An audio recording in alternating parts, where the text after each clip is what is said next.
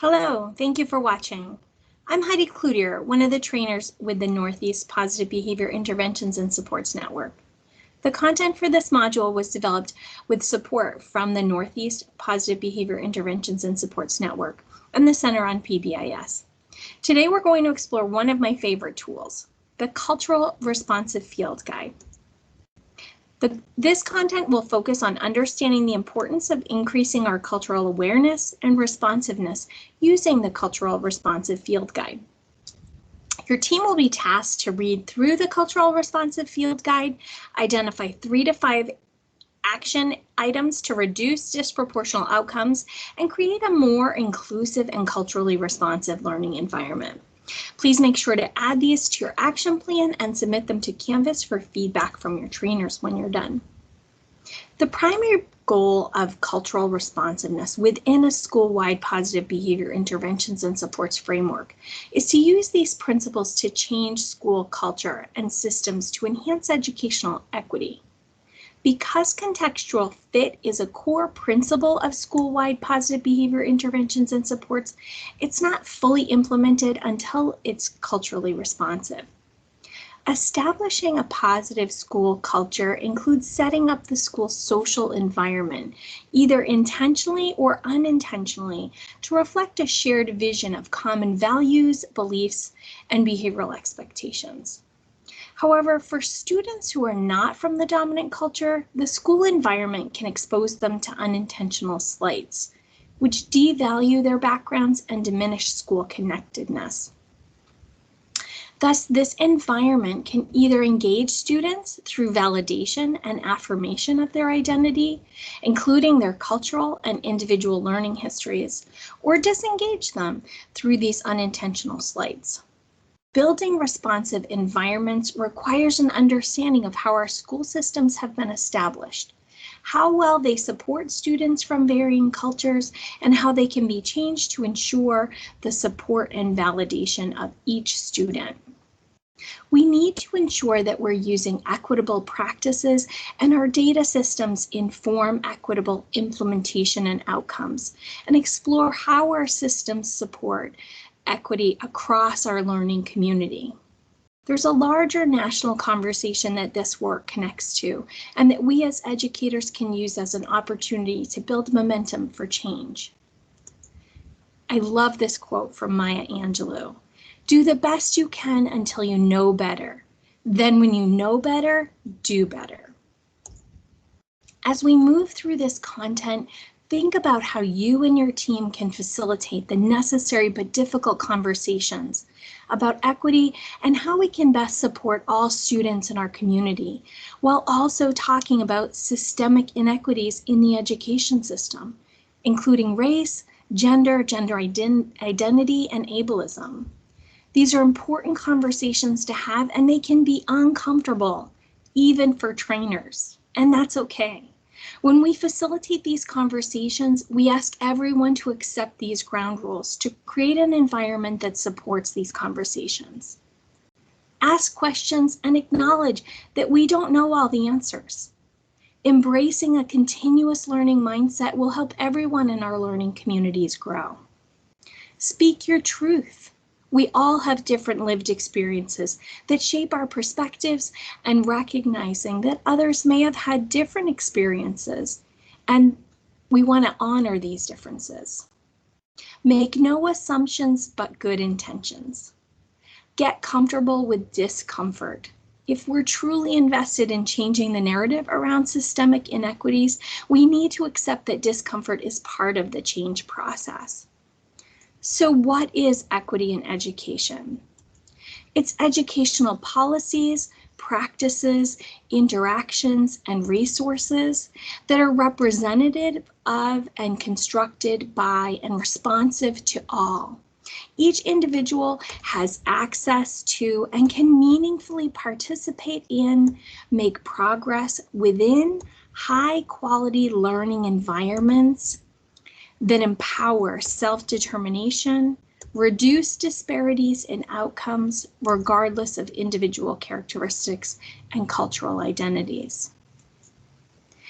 The Positive Behavior Interventions and Supports Cultural Responsive Field Guide is a resource for trainers and coaches working with school PBIS leadership teams to implement culturally responsive practices systemically to enhance equity in school discipline.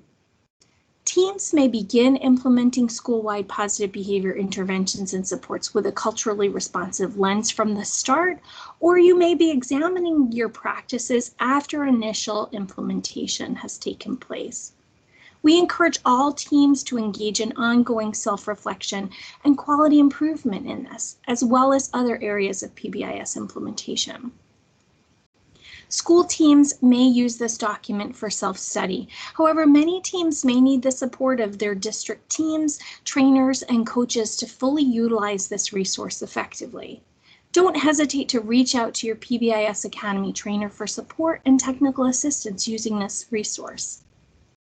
It's important to start culturally responsive discussions with an understanding of our own identity and how our lived experiences shape our worldview and day-to-day perspectives, as well as being open to learning that others may have had different experiences from our own.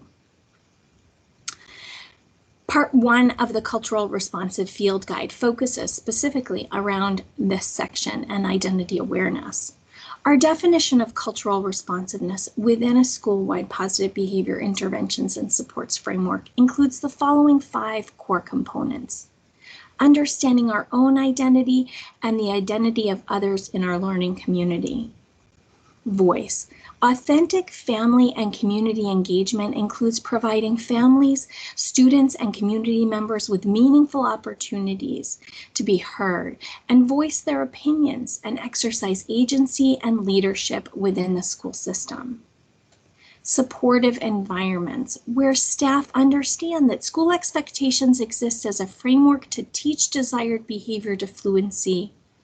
Utilize frequent positive reinforcement to encourage the learning and generalization of skills. And when behavior errors occur, staff understand that their obligation is to teach the desired behaviors, especially when there's a cultural mismatch, and not punish students into assimilation. Lastly, all members of our learning community in a supportive learning environment feel welcome and valued. Situational appropriateness is the ability to determine what types of behavior will ensure positive outcomes in a given setting and demonstrate those skills with fluency. Last but certainly not least is using data for equity.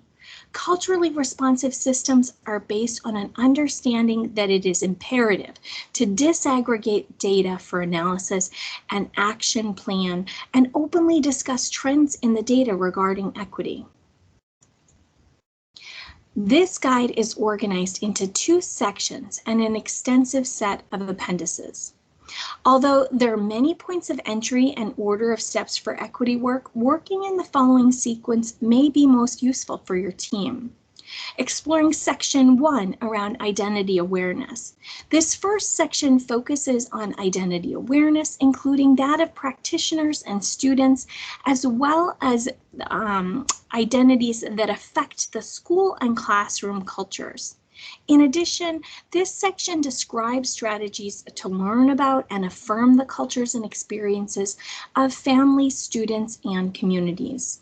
Teams can maximize their efforts by making this work systemic, such as by embedding a focus on identity awareness and culturally responsive practices into the systems that support day-to-day practices and procedures.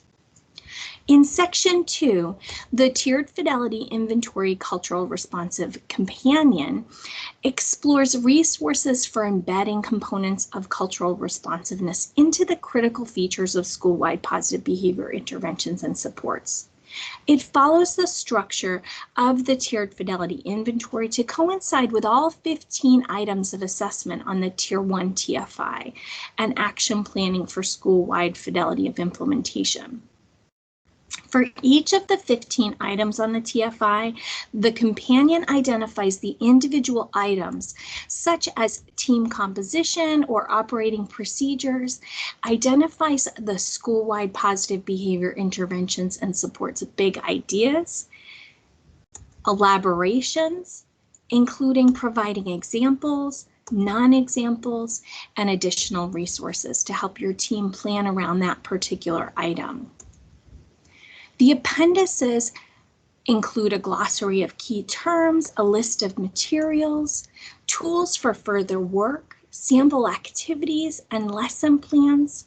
I've included just a few of the wonderful activities suggested using with your team, such as the pie chart, which is used in positive behavior interventions and supports to distinguish between situationally inappropriate behaviors versus wrong behaviors and behaviors that are just not right for the situation. The pie chart is an activity that can be used by your school team, your whole school staff, or at the classroom level with students as participants to identify student behavior that's not wrong, but is just inappropriate for the classroom or another setting. Another great activity highlighted here is the personal matrix, which can be used to assist students, caregivers, and staff to identify how expectations vary from one setting to another and assist staff in identifying specific expectations that may require revision or reteaching. There are additional resources on exploring staff culture, incorporating student culture into the curriculum, lesson plans, and various hyperlinks to dozens of resources. These resources can be used to build a comprehensive action plan for continuous improvement within your school. Your team should decide whether to allocate time during a team meeting to read through the Cultural Responsive Field Guide, or assign different team members to focus on 1 to 2 appendices to explore as homework and then share with the rest of your team at a team meeting. Then during a team meeting, discuss your school's strengths, areas where you could see growth, and establish priorities for the upcoming school year. You don't need to tackle every item in the field guide this year, but try to identify 2 to 4 action items that can help reduce disproportional outcomes and create a more inclusive and culturally responsive learning environment. Add these to your action plan, and don't forget to submit your updated action plan to Canvas for feedback from your trainers. In summary, understanding one's own and others' cultural identity is an ongoing process. Creating a culture of equitable learning opportunities includes creating environments where all cultures are celebrated and everyone feels valued. Using the Cultural Responsive Field Guide can help your team reflect on your school's strengths and areas to grow. This month, your team is tasked with reading through these resources, identifying 2 to 4 action items to reduce disproportional outcomes and create a more inclusive and culturally responsive learning environment. Make sure to add these to your action plan, submit to Canvas, and as always, if you would like support with any of these materials, please reach out to your Academy trainers. Thank you for engaging in this important work.